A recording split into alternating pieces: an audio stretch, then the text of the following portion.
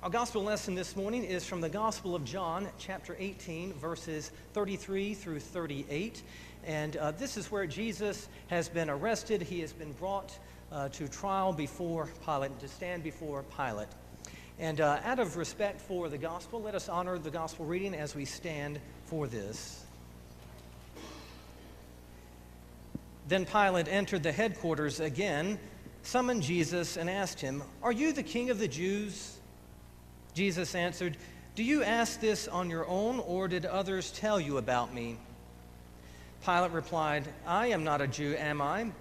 Your own nation and the chief priests have handed you over to me. What have you done?" Jesus answered, "My kingdom is not from this world. If my kingdom were from this world, my followers would be fighting to keep me from being handed over to the Jewish leaders. But as it is, my kingdom is not from here." Pilate asked him, "So you are a king?" Jesus answered, "You say that I am a king. For this I was born, and for this I came into the world, to testify to the truth. Everyone who belongs to the truth listens to my voice." Pilate asked him, "What is truth?" This is the word of the Lord. Thanks be to God. You may be seated.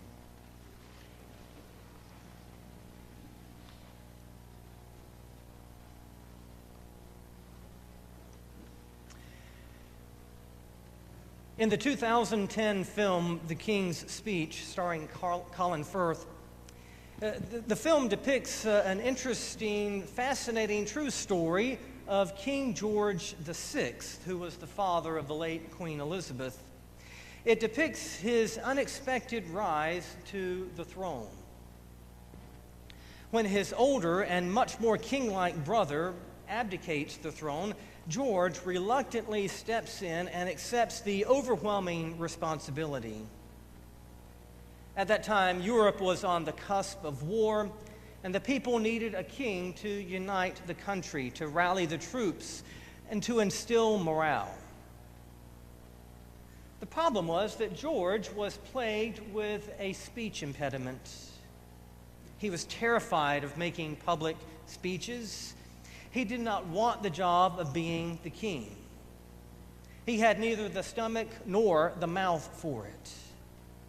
He did not have the eloquence that was expected of someone in a royal position. In an interesting scene, there's one scene in which George and his young daughter are looking at these newsreels of Adolf Hitler giving a rousing speech in which he is charming a crowd of thousands. He is holding them captivated with his words. And the little princess asks, "Father, what is that man saying?" And the king replies, "I don't know, but he seems to be saying it rather well." Today is Christ the King Sunday. This is a rather late addition to the church calendar. It was created in 1925 by Pius IX, Pope Pius IX. And it was around that same time that men like Hitler and Mussolini were rising to power. And it was a time when the world was inching closer and closer to a Great Depression. Today, the church gathers to acknowledge our allegiance to a king, which is a rather odd thing for us to do, for those of us who reside in the former British colonies. One biblical commentator said that for Americans, to read these words, King and Lord, it's a rather challenge for us. These are two difficult words for us to really fully appreciate. After all, we had a bit of a family squabble with our British cousins to ensure that we would never have to bow to a king or to be exorbitantly taxed by a king. We've shown that we can exorbitantly tax ourselves just fine without a king. Despite the erroneous assumption that politics and religion don't mix, Christ the King is a very political statement that we are making as the church. Because we are saying that no matter what the opinion polls may say, no matter what the popular vote was, despite the final tally of the electoral votes, we believe that the world is really ruled by a king. Not a king that we chose, but a king who oddly chose us. And at some point, at the end of human history, whatever that may look like, the kingdoms of this world will submit and give way to a kingdom not of this world. In praying, as we do every Sunday, "Thy kingdom come, thy will be done on earth," we are praying at the same time for the arrival of God's peaceable kingdom, and we're also praying at the same time that all other kingdoms, whether the tyrannically imposed ones or the democratically elected ones, will simply at some point give way and fade away as God's peaceable kingdom arrives. John says that after being interrogated by the high priests and the religious leaders, they dragged Jesus to Pilate's headquarters. And in the verses we didn't read, it's interesting that John notes that these religious leaders themselves, they did not enter the headquarters because that was pagan domain. And it would make them ritually and ceremonially unclean to celebrate the Passover meal. So it's a bit of understated irony that the religious leaders have put Jesus through a rigged trial with a bribed jury and they are bending over backwards to make sure that he is executed. But these religious leaders don't want to commit an infraction against God's law. They are truly living out what Jesus declared them to be: whitewashed tombs. They look so clean and pristine on the outside, but on the inside they are dead. They are polluted. Jesus stands before Pilate, perhaps a little bruised from being dragged around and enduring a first round of interrogations. This is an alleged king, and perhaps this is a disappointing sight. This isn't what a king looks like. We like kings who don't get captured, who aren't afraid to use the sword or a gun or a bomb to get things done, to put the enemy down. In this brief exchange with Pilate, there's a lot of irony.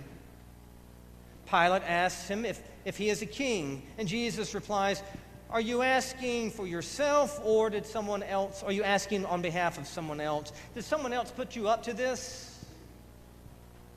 Pilate says, "Your own people have handed you over to me. What exactly have you done?" Jesus says, "My kingdom is not from this world. If it were, then my followers would be like your subjects, arming themselves, using a little violence and force to get things done, to make things right. But my kingdom is not from here." In saying that his kingdom is not from this world, Jesus is not saying that the kingdom of heaven, it's just a spiritual realm concerned with spiritual things. Jesus is not saying that. Jesus is not saying that the kingdom is strictly concerned with spiritual things and is not concerned with the fact that over 770 million people in this world do not have access to clean water. He's not saying that the kingdom is just spiritual and is located on the other side of the stratosphere in the sweet by and by. Jesus declares that what sets his kingdom apart from all earthly kingdoms is that the primary tool this world uses for establishing and keeping power is force, coercion. But Jesus is not from this world. And so he will not defend himself through force.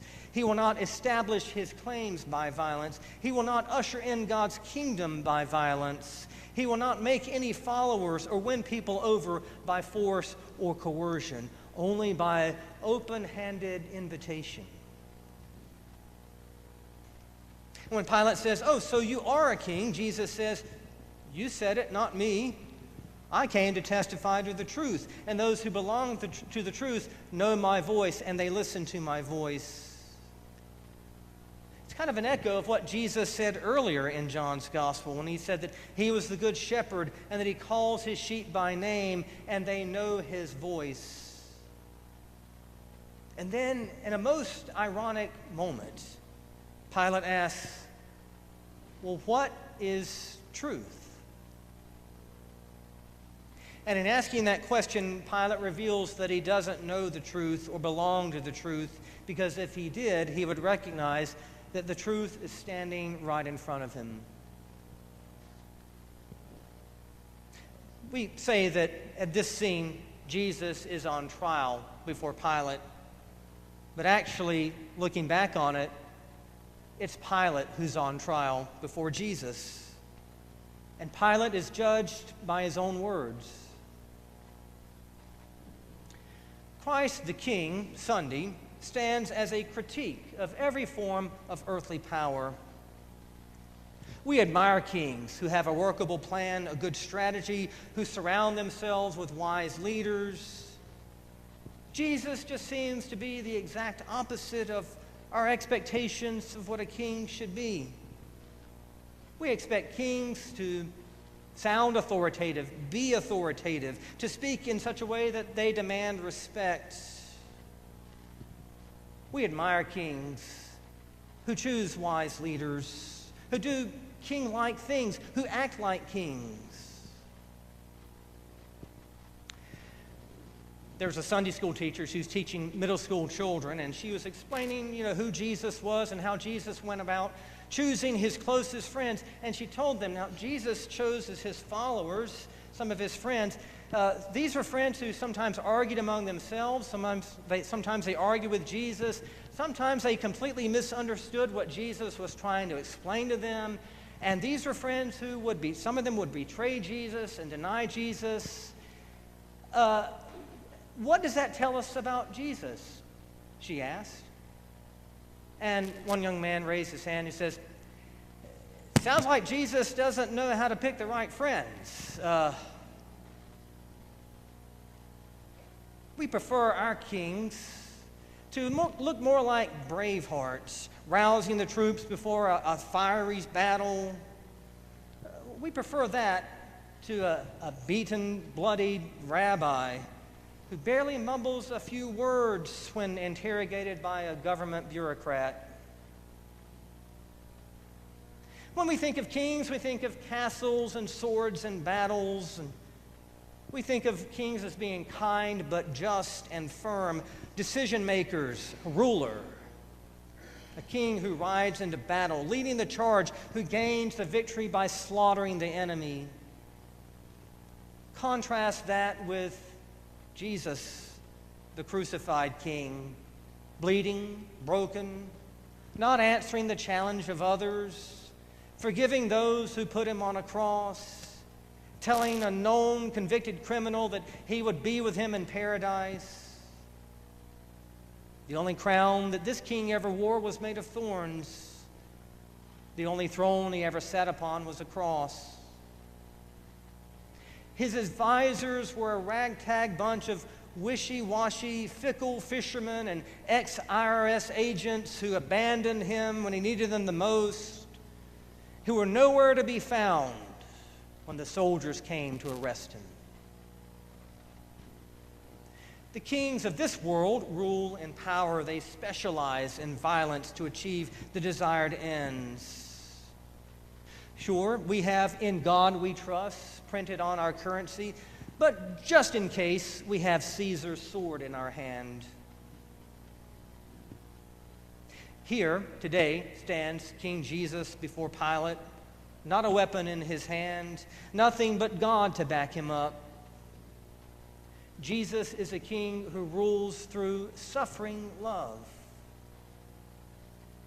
Jesus works not among the places of power and privilege and honor, but rather in the more out-of-the-way places. Jesus is not seen glad-handing the powerful, the bigwigs, the movers and the shakers, but rather he is seen touching lepers, outcasts, those who have been shaken to the core by disease or oppression. Here is quite a different definition of a king. Scottish theologian P.T. Forsyth once said that the first duty of the soul is not to find its freedom, but rather it's to find its master.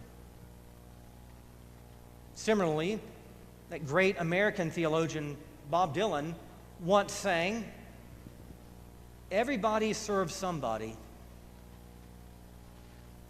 The idea of the free, autonomous individual is really more of a modern invention, really an illusion.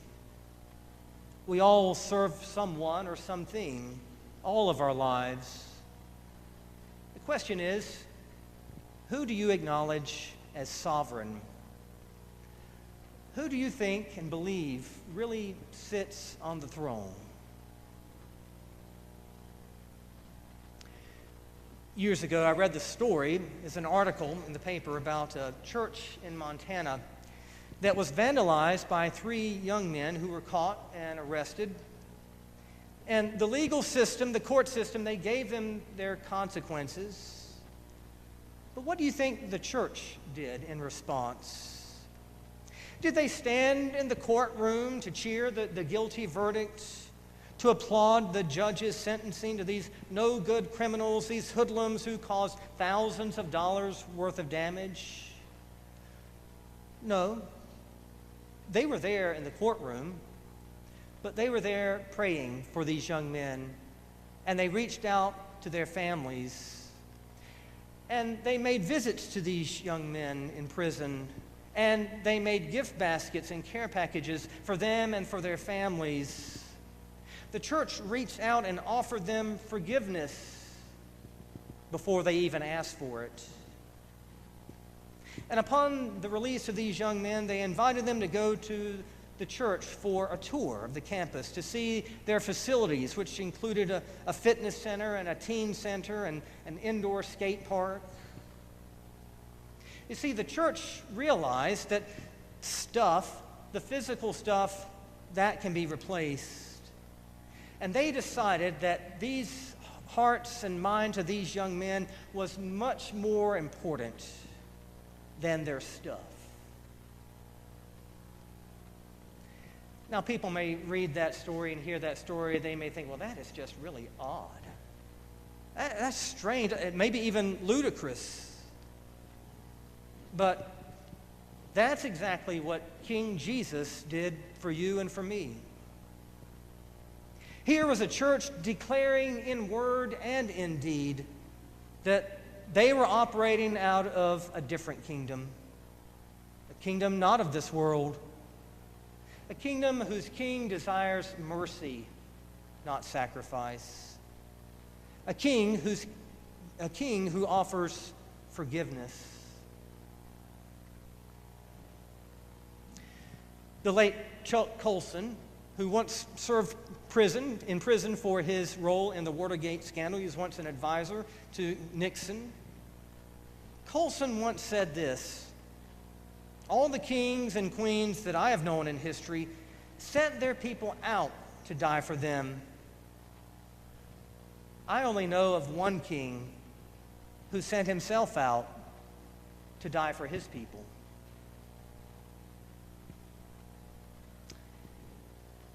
It was the great Swiss theologian Karl Barth who once said that the first gathering of the church was when Jesus Christ was crucified between 2 criminals. We stood there that day on Calvary, looking at the man on the middle cross, this beaten, broken, alleged king. And in his final farewell address, in this king's speech, he mumbled something about forgiveness, something about welcoming a thief into the kingdom, and something about entrusting himself into his Father's hands. And at the foot of the cross that day, someone standing near us asked, "What is that man saying?" And we replied, "We don't know, but he seems to be saying it rather well." Thanks be to God. Amen.